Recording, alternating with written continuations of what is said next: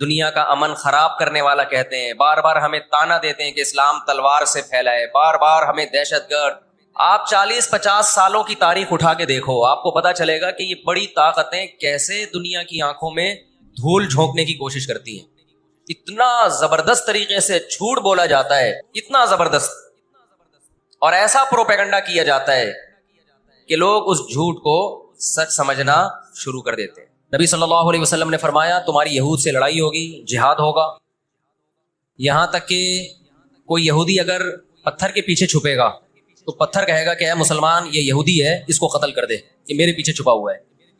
ہر درخت بھی گواہی دے گا، ہر پتھر بھی گواہی دے گا، الا الغرقد، سوائے غرقد درخت کے۔ یہودیوں کا کوئی مقدس درخت ہے جو اسرائیل میں بہت زیادہ لگاتے بھی ہیں یہ لوگ۔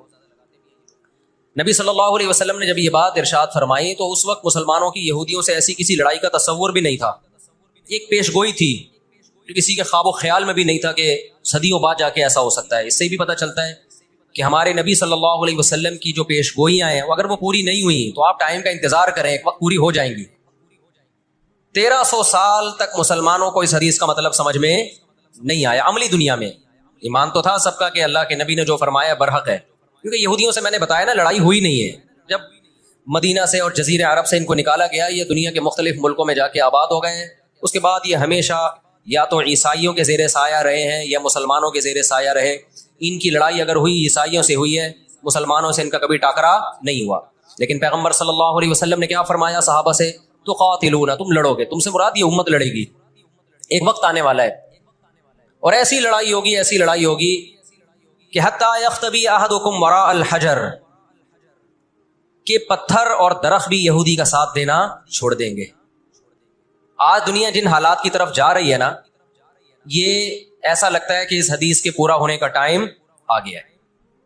ہم جب قرآن مجید پڑھتے تھے، اب بھی پڑھتے ہیں، لیکن جب طالب علمی کے دور میں جب سمجھ کے پڑھنا سیکھا ہم نے، تو ہم جگہ جگہ قرآن میں دیکھتے تھے ضربت علیہم الذلہ، اللہ نے ان پر ذلت کو مسلط کر دیا ہے۔ میں بار بار کہوں یہودیوں سے ہماری مراد علی الاطلاق سارے یہودی نہیں ہیں، کیونکہ میرے بیان کو لوگ شارٹ کلپ بنا کے غلط چلاتے ہیں۔ تو بار بار میں کہتا ہوں میرا کلپ ادھورا چلاتے ہیں نا تو کوئی یہودیوں کے خلاف نہ چلائے، سارے یہودی ایک جیسے نہیں ہیں، ہم اسرائیل کے اگینسٹ ہیں، تو ہماری جو لڑائی ہوگی اسرائیل سے ہوگی۔ حدیث میں جس یہودی سے لڑائی کا ذکر ہے اس سے مراد بھی کون سے یہودی ہیں؟ یہ فتنہ پرست اور شر پسند یہودی۔ تو آپ صلی اللہ علیہ وسلم نے فرمایا کہ تقاتلون الیہود، تمہاری جنگ کس سے ہوگی؟ یہود سے ہوگی۔ دجال کس کا سپورٹر ہوگا؟ بولتے کیوں نہیں؟ ابھی تو دجال آیا نہیں ہے اور آپ نے بولنا چھوڑ دیا ہے، جب آئے گا تو پھر تو اچھوں کی بولتی بند ہو جائے گی۔ کس کا سپورٹر ہوگا وہ؟ ہاں میں عرض کر رہا تھا کہ ہم جب قرآن پڑھتے تھے ضربت علیہم الذلہ، قرآن کہتے ہیں ہم نے ذلت ان کے اوپر دے ماری ہے، ان فسادوں کی وجہ سے جو یہ کرتے رہے ہیں دنیا میں، ان فسادات کی وجہ سے۔ ہم جب پڑھتے تھے ہم کہتے تھے اے اللہ آج تو یہودی ذلیل نہیں ہے۔ اسرائیل کتنا پاورفل ہے کہ گچی کس کی پکڑی ہوئی ہے اس نے؟ امریکہ کی۔ ہندوستان کو گچی سے پکڑا ہوا ہے، تو آج تو بڑی عزت ہے۔ میں نے اپنے استاد سے یہ سوال پوچھا، انہوں نے بڑا معقول جواب دیا اور یہ تفسیر کی کتابوں میں بھی لکھا ہے۔ دیکھیں آپ یہودیوں کی ہسٹری اٹھا کے دیکھیں نا، ہمیشہ کوئی نہ کوئی ایسا ان پر مسلط ہوا ہے جنہوں نے ان کی شرارتوں کا مزہ ان کو دنیا میں چکھایا ہے۔ قرآن سے بھی یہ بات ثابت ہے کہ ان کو ان کی شرارتوں کا مزہ، عذاب جو ہے وہ دنیا میں ملتا رہے گا۔ میں بار بار کہتا ہوں ہٹلر نے بھی ان کو عذاب دیا ہے، ہٹلر سے پہلے بھی اسلامی نہیں بلکہ دنیا کی تاریخ میں بہت سے ہٹلر گزر چکے ہیں جنہوں نے ان کی شرارتوں کی ان کو دنیا میں سزا دی ہے۔ ہم پھر بھی بتائیں ہم ہٹلر کے حامی نہیں ہیں جو ظلم اس نے کیا، لیکن وہ بھی ان کی شرارتوں سے بیزار تھا۔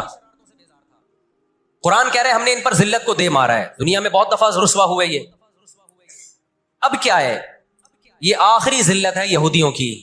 آپ کو معلوم ہونا چاہیے جب دنیا میں کسی کو بہت زیادہ ذلیل کیا جاتا ہے نا تو پہلے اس کو عزت دی جاتی ہے۔ کسی کے گلے میں آپ جوتوں کا ہار پہنا دو، یہ بھی ایک ذلت ہے، اور ایک طریقہ یہ 3 پیس سوٹ ٹائی میں آپ اس کو صدارت کی کرسی پہ بٹھائیں اور پھر آپ اس کو جوتوں کا ہار پہنا دیں۔ بتاؤ کون سی بڑی ذلت ہے؟ دوسری ذلت پہلی ذلت سے بڑی ہے۔ پوری دنیا میں مار کھانے کے بعد نا اپنی شرارتوں کی وجہ سے آج اللہ نے ان کو ایک تھوڑی سی حکومت دی ہے، ایک چھوٹا سا کنٹری۔ آپ اگر اسرائیل کو نقشے میں دیکھیں گے تو کراچی بھی بڑا ہے اسرائیل سے، اتنا چھوٹا ملک، اتنا چھوٹا ملک۔ اور تعداد بھی بہت تھوڑی. اللہ نے انہیں کچھ وقت پنپنے دیا ہے. اللہ نے کہا ٹھیک ہے تم دنیا تمہاری آخری شرارت دیکھ لے, اس کے بعد جو میری طرف سے تم پہ مار پڑنے والی ہے اس کے بعد قیامت تک تم دوبارہ اٹھنے کے قابل نہیں رہو. یہ آخری ذلت کا انتظام ہو رہا ہے یہود کا. اور جو فائنل میچ ہوتا ہے نا وہ شاندار ہی ہوتا ہے. کیا خیال ہے؟ سیمی فائنل میں اتنا لوگ دلچسپی سے نہیں دیکھتے, کوارٹر فائنل میں اتنا دلچسپی سے بولو نہیں دیکھتے جو فائنل میچ دیکھتے ہیں. اللہ نے ان کا ظلم پوری دنیا کے سامنے نمایا. آج جو غزہ پہ جو کچھ ہو رہا ہے پوری دنیا کے سامنے اللہ نے دکھا دیا. اقوام متحدہ کی 60 سے زیادہ قراردادیں ہیں جس کی اسرائیل دھجیاں اڑا چکا ہے. 60 سے زیادہ قراردادیں, 60 سے زیادہ, جس کو اسرائیل نے ماننے سے انکار کیا ہے. یونائٹڈ نیشن کی بات کر رہا ہوں میں. تو اللہ تعالیٰ ان کو تھوڑا سا پنپنے دے رہے ہیں کہ ٹھیک ہے اس دفعہ سیمی فائنل تم جیت لو, فائنل تک تو پہنچو نا تم, اس کے بعد ہوگا کیا. دیکھو آپ نے سنا ہوگا کہ لاتوں کے بت ہاتھوں سے نہیں مانتے. یہ جو اسرائیل جو کچھ کر رہا ہے نا اس کا اصل حل مجھے بھی پتا ہے. اس کا اصل حل ہے جہاد. اس کا اصل حل کیا ہے؟ جہاد. تو آج بھی رشیا چائنا وہ اسرائیل کے حق میں نہیں ہے. عین ممکن ہے اللہ مظلوموں کی آواز سے ایسے حالات پیدا کر دے کہ اس جنگ میں براہ راست کون کود پڑے؟ سوویت یونین کود پڑے. اور اگر سوویت یونین اس جنگ میں کود پڑا جس کے پورے چانس لگ رہے ہیں تو پھر یہ تیسری جنگ عظیم کی طرف معاملہ جائے گا. اور پھر دنیا میں جو تباہی ہوگی نا, تباہی ہوگی وہ میرے اور آپ کے تصور سے بھی زیادہ ہے. کیونکہ اب تلواروں سے یا صرف ہوائی جہازوں سے جنگ نہیں ہوتی, اب سب کے پاس نیوکلیئر ہتھیار ہیں, اب ایٹم بم چلیں گے. آج اگر دنیا انسانیت پہ رحم کھانا چاہتی ہے, آج اگر امریکہ, برطانیہ, جرمنی, فرانس جو دنیا کے لیڈر کہلائے جاتے ہیں, آج اگر یہ چاہتے ہیں کہ انسانیت کو تباہی سے بچائیں, جو اصل ظالم ہے نا یہودی, اس کا ہاتھ روکنا ہے. تو آج اگر یہ اسرائیل کا ہاتھ زبردستی روک لیتے ہیں تو دنیا بڑی تباہی سے بچ جائے گی. اور اگر یہ دنیا اسرائیل کا ہاتھ نہیں روکتی اور اس جنگ کو بند کرنے کی کوشش نہیں کرتی تو بھائی جو تیسری جنگ کی طرف معاملات جا رہے ہیں اس کے ذمہ دار یہ لوگ ہوں گے جو دنیا میں تہذیب کے ٹھیکیدار ہیں. ہمیں قرآن و سنت اس بارے میں کیا ہدایات ملتی ہیں؟ اللہ کہتا ہے میں نے یہود پہ ذلت کو مسلط کر دیا ہے. اس آیت میں اور اس حدیث میں جو میں نے تقاتلون الیہود والی حدیث پڑھی, اس میں مسلمانوں کے لیے خوشخبری ہے کہ اللہ تعالیٰ نے جیسے بنی اسرائیل انتہائی کمزور تھے, فرعون کا ظلم اور بربریت کا شکار تھے, اللہ سورہ قصص میں کہتے ہیں وَنُرِيدُ أَن نَّمُنَّ عَلَى الَّذِينَ اسْتُضْعِفُوا فِي الْأَرْضِ, ہم نے ارادہ کیا کہ زمین میں کمزور ترین لوگوں کو اٹھا کے زمین کا امام بنا دیں گے, طاقتور پہ غالب کر دیں گے. بہت دفعہ ایسا ہوا ہے, کم من فئۃ قلیلۃ غلبت فئۃ کثیرۃ باذن اللہ. اللہ کہتے ہیں دنیا کے نقشوں میں جو غالب ہوتا ہے, جس کی فتح اسباب کی دنیا میں یقینی ہوتی ہے, میں بہت تھوڑی سی جماعت کو طاقتور بنا کے دنیا کا امام بنا دیتا ہوں. ہمیں اللہ کی رحمت سے اور قرآن اور حدیث کی جو بشارتیں مل رہی ہیں اس سے پوری امید ہے کہ انشاءاللہ یہ جو ابھی حالات ہوئے ہیں انشاءاللہ یہ اسرائیل کی شکست پہ اور یہودیوں کی ہمیشہ کے لیے شکست پہ اس کا نتیجہ نکلے گا انشاءاللہ. اور نبی صلی اللہ علیہ وسلم کی وہ حدیث پوری ہوگی کہ تمہاری جو بڑی جنگ ہوگی, نبی نے کیا فرمایا, اس امت کی ایک جماعت ہمیشہ جہاد کرتی رہے گی. لا یزال طائفۃ من امتی ظاہرین علی الحق, ہر دور میں لڑائی ہوئی ہے, جہاد ہوا ہے. آپ اس ہسٹری اٹھا کے دیکھ, کہیں نہ کہیں جہاد ہمیشہ ہوتا رہا ہے. تو آج بھی ایسا ہوگا. اور بالآخر یہ معاملات اگر بین الاقوامی دنیا نے کنٹرول نہیں کیے تو نبی صلی اللہ علیہ وسلم کی پیشگوئیاں انشاءاللہ بہت جلد پوری ہونے والی ہیں. اور یہ جو ان کو عزت ملی ہے نا, یہ اصل میں بہت بڑی ذلت کی تمہید ہے. جب کسی کی بہت بڑی بےزتی کرنی ہوتی ہے تو اس کو پہلے بہت زیادہ عزت دینی پڑتی. اس وقت دنیا میں دو بڑی طاقتیں ہیں جو اس وقت تیسری ورلڈ وار کی طرف دنیا کو لے کے جا رہی ہیں. آپ کو پتا ہے پہلی جنگ عظیم میں کتنے لوگ ہلاک ہوئے, دوسری جنگ عظیم میں کتنے لوگ ہلاک ہوئے, اور اب جب تیسری جنگ عظیم ہوگی تو ہلاکتوں کا جو ریشو ہوگا, میں سمجھتا ہوں آدم علیہ السلام کے زمانے سے لے کر اب تک دنیا میں جتنی ہلاکتیں ہوئی ہیں وہ ایک طرف ترازو کے ایک پلڑے میں رکھتے ہیں آپ, اور یہ تیسری جنگ عظیم جو اسرائیل کی وجہ سے ہونے جا رہی ہے اس میں جو ہلاکتیں ہوں گی وہ تمام ریکارڈ توڑ دیں گی, اور اس کا ذمہ دار برطانیہ, امریکہ اور اسرائیل ہوگا, جو دنیا میں سب سے زیادہ تہذیب کے ٹھیکے دار سمجھے جاتے. دنیا میں دو بڑی جنگیں ہو چکی ہیں, ان دونوں بڑی جنگوں میں کہیں بھی کسی مسلمان کا نام بولو نہیں آئے گا, کہیں بھی نہیں آئے گا کہ یہ کسی فلاں مسلم کی وجہ سے ہوئی ہے یہ جنگ. اور اب تیسری جنگ عظیم کی طرح, اور یہ جنگ ہوگی, یہ ذہن میں رکھیں. قرآن نے یہ بھی واضح کر دیا کہ آپ کسی پر زبردستی نہیں کر سکتے، تلوار کی زور سے کسی کو اسلام میں داخل نہیں کر سکتے۔ اے اللہ ہم نے ان غیر مسلموں سے سلوک کیسا کرنا ہے یہ بھی قرآن نے بیان کر دیا۔ لا ينهاكم الله عن الذين لم يقاتلوكم في الدين ولم يخرجوكم من دياركم ان تبروهم، 28واں پارہ۔ جو بھی غیر مسلم ہے، چاہے وہ یہودی ہو، چاہے وہ عیسائی ہو، چاہے وہ ہندو ہو، سکھ ہو، بدھسٹ ہو، اللہ فرماتے ہیں اللہ تمہیں ان سے اچھے سلوک سے منع نہیں کر رہا، بلکہ اچھے سلوک کا اللہ تمہیں حکم دے رہا ہے۔ ہمارے نبی صلی اللہ علیہ وسلم جب کوئی یہودی بیمار ہوتا اس کی بھی عیادت کے لیے اسی طرح جایا کرتے تھے جیسے کسی مسلمان کی عیادت کے لیے جاتے۔ ہمارے نبی کی زوجہ ایک یہودی خاندان سے تھیں، وہ اپنے یہودی خاندان کو ہدیے دیا کرتی تھیں، ہمارے نبی صلی اللہ علیہ وسلم نے اس عمل سے انہیں منع نہیں کیا۔ ہماری دشمنی یہودیوں سے نہیں ہے، عیسائیوں سے نہیں ہے، ہماری دشمنی ان یہودیوں سے ہے جو اسرائیل کو سپورٹ کر رہے ہیں۔ آپ اگر قرآن اٹھا کے دیکھیں،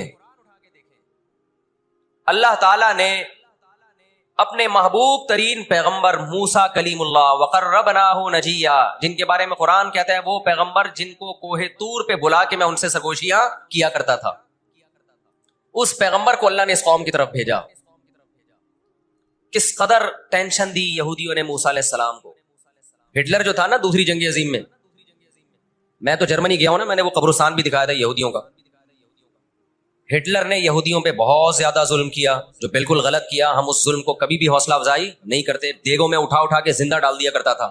ہم اس عمل میں ہٹلر کی بالکل بھی حوصلہ افزائی نہیں کرتے، اس عمل کو اپریشیٹ نہیں کرتے، لیکن اس نے ایک تاریخی الفاظ کہے تھے، اسے پتا تھا دنیا مجھے برا کہے گی بعد میں کہ لاکھوں یہودی مار دیے میں نے۔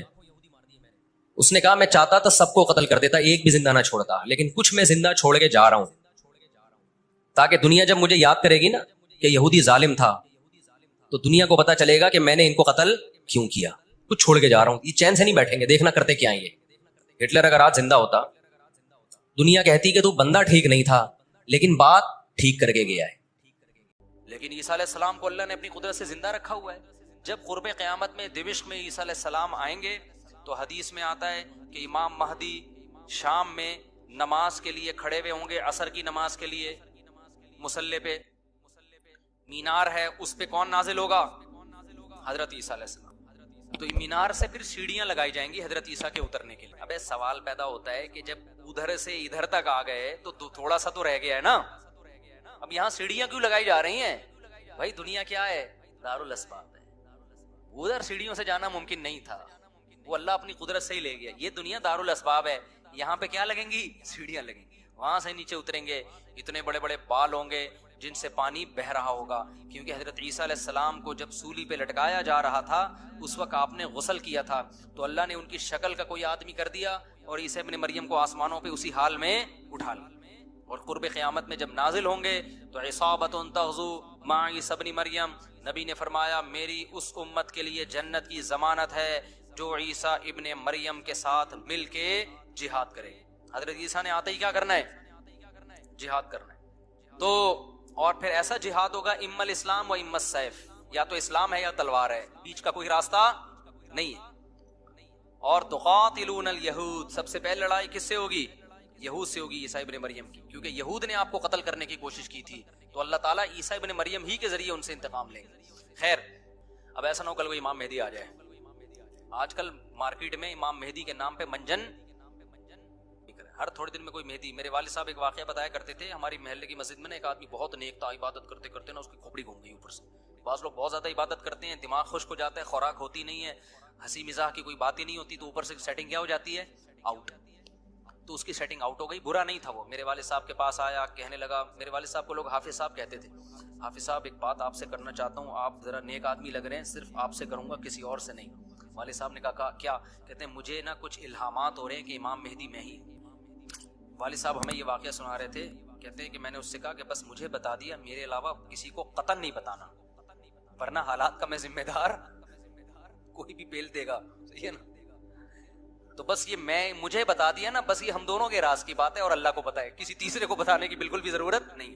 پھر والد صاحب نے اس کو بولا بھائی تو تھوڑا سا وظائف نا کم کر دے، تھوڑا سا نارمل لائف میں آ جائے، انسان کا بچہ بن جا، تیری کھوپڑی کیا ہو رہی ہے سیٹنگ۔ بہت سے امام مہدی اس چکر میں بنے ہیں، ہوتے نہیں ہیں، تو جب امام مہدی نے آنا ہوگا نا تو سب سے پہلی بات یہ کہ وہ مہدی ہونے کا دعویٰ نہیں کریں گے، ان کو لوگ کہیں گے کہ آپ مہدی ہیں، ان میں علامتیں دیکھ کے علماء ان سے خود کہیں گے، سارے پیچھے پڑ جائیں گے کہ آپ مہدی ہو۔ سمجھتے ہو کہ نہیں سمجھتے ہو؟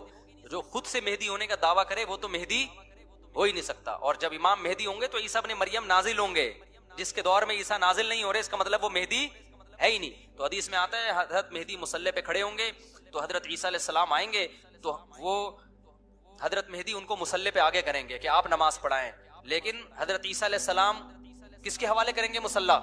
کہ یہ نماز آپ ہی پڑھائیں گے۔ کیوں؟ مجھے اللہ نے نماز پڑھانے کے لیے نہیں، مجھے کس کے لیے بھیجا ہے؟ جہاد کرنے کے لیے بھیجا ہے۔ میں تلوار لے کے لڑائی کروں گا، یاجوج ماجوج کو قتل کریں گے۔ اب یاجوج ماجوج کہاں ہیں اس کے بارے میں کوئی صحیح بات ہمارے علم میں نہیں ہے۔ ویسے بھی اگر ہمیں پتہ چل جائے کہاں ہیں تو وہ دریافت ہو جائیں گے نا، اور قرآن کہتا ہے قرب قیامت سے پہلے وہ دریافت بولو نہیں ہو سکتے۔ تو اللہ نے چھپا دیا ہے، ان کو چھپا دیا ہے، تو چھپایا ہے اس لیے کہ پہلے نہ پتہ چلے کدھر ہے۔ کچھ لوگ کہتے ہیں یہ چائنیز ہیں، کوئی بھروسہ نہیں ہے، ویسے لگتا ہے کہ شاید ہوں، کیونکہ وہ جو ذوالقرنین نے دیوار بنائی تھی نا سیسا پلائی ہوئی اور پہاڑوں کے پیچھے دھکیل دیا تھا اور پھر بڑی تعداد ہو گئی ان کی، حدیث سے پتہ چلتا ہے شاید وہ، لیکن بہرحال کوئی یقینی بات نہیں ہے۔ تو یاجوج ماجوج ایک بڑی طاقتور قوم ہوگی جس کو حضرت ذوالقرنین نے سورہ کہف میں اس کا بھی تذکرہ ہے، پہاڑوں کو بند کر کے ان کو دھکیل دیا، کہیں چھپا دیا، ان نکلیں گے اور پھر دنیا میں تباہی مچائیں گے۔ اور پھر ان کو کون قتل کرے گا؟ حضرت عیسیٰ علیہ السلام۔ تو وہ ابھی نہیں نکلیں گے، جب نکلیں گے تو ان کا باقی وہ کچھ کہتے ہیں مریخ میں ہیں، کچھ کہتے ہیں کہاں ہیں، ہمیں نہیں پتہ کہاں ہیں، بہرحال بظاہر تو لگتا ہے زمین میں ہی ہے، کیونکہ ذوالقرنین جو گئے تھے مشرق اور مغرب شمال جنوب کا انہوں نے سفر کیا، اسی زمین میں کیا تھا سفر۔ تو واللہ اعلم، ہمیں بس اجمالی طور پر ان چیزوں پہ ایمان لانا ضروری ہے، ان کی ڈیٹیل ہمیں بتائی نہیں گئی ہے تو ہمیں ڈیٹیل میں جانے کی اجازت نہیں۔ باقی قیاس آرائیاں ہوتی ہیں، صحیح بھی ہو سکتی ہیں، غلط بھی ہو سکتی ہیں۔ اچھا، تو میں یہ عرض کر رہا تھا کہ 309 سال وہ سوئے ہیں۔ وَنُقَلِّبُهُمْ ذَاتَ الْيَمِينِ وَذَاتَ الشِّمَالِ، اللہ کہتے ہیں ہم ان کو پلٹتے تھے، اب ادھر کو کروٹ لے کے۔ وَكَذَلِكَ بَعَثْنَاهُمْ، 309 سال کے بعد ان کو اللہ نے جگایا، پوری حکومت بدل گئی، پوری حکومت کا تختہ پلٹ گیا۔ اب جب 309 سال کے بعد اٹھے ہیں تو پیٹ کمر سے چپکا ہوا ہے، ٹھیک ہے نا، بھوک لگ رہی ہے ٹائٹ والی۔ تو کیا کہتے ہیں؟ کم لبستم، پہلے آپس میں کہنے لگے ہم کتنا سوئے ہیں، ہم کتنا سوئے؟ ایک نے کہا لبثنا یومن او بعض یوم، یا تو پورا دن سوئے ہیں، کیونکہ سورج جب ہم سوئے تھے تو یہاں تھا، اب یہاں ہے، لیکن جب یہاں ہے تو اس کا مطلب پورا دن تو نہیں سوئے ہم، پورا چکر تو ہو جانا چاہیے تھا نا۔ مثال کے طور پر وہ سوئے تھے مغرب کے وقت اور آنکھ کھل رہی ہے اشراق کے وقت، اب کنفیوز ہو رہے ہیں نا کہ یار اگر ہم تھوڑا سوئے ہیں تو یہ تو ہمیں لگ رہا ہے بہت زیادہ سوئے ہیں، 24 گھنٹے سے زیادہ تو سو نہیں سکتا کوئی، تو کہنے لگے یا تو ہم پورا ایک دن سوئے ہیں یا شاید اس سے کم سوئے ہیں۔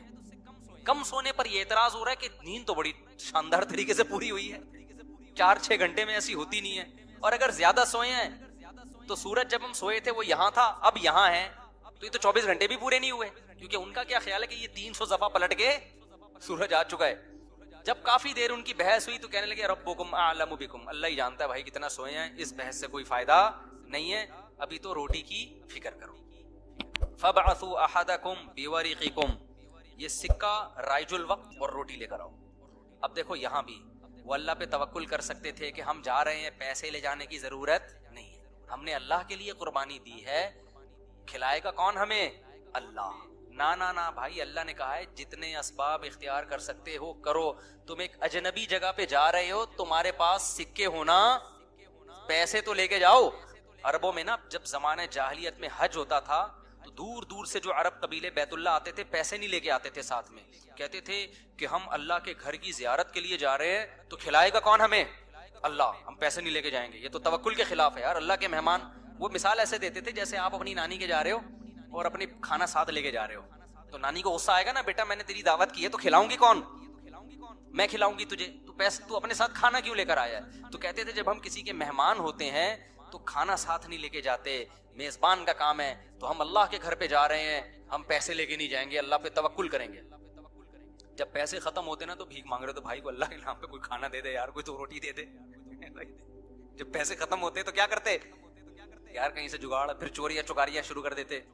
تو قرآن میں اللہ نے آیت نے نازل کی وَتَزَوَّدُوا، جب حج کے لیے جاؤ تو زاد راہ لے کے جاؤ، پیسے لے کے جاؤ، کیوں؟ فَإِنَّ خَيْرَ الزَّادِ التَّقْوَىٰ، سب سے بہترین زاد راہ تقوی ہے، وہ توکل جو تمہیں بھکاری بنا دے، گناہگار، کیونکہ بھکاری پن یہ تقوی کے خلاف ہے.